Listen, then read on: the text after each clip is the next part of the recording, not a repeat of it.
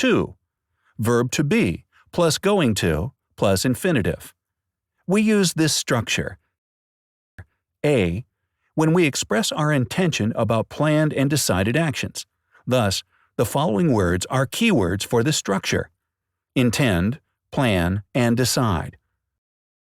We are going to travel to Cairo next week. We have the intention to visit it. B. When we predict a future event that has evidence in the present. I think John is going to succeed. He is studying hard nowadays. C. When we have these expressions: take care, be careful, look out, watch out. Be careful, it is going to rain. You have to take an umbrella. 3. Present continuous tense. We use this structure to talk about definite, arranged, and prepared actions. We are going to the North Coast next week as I have arranged. 4. Present simple tense.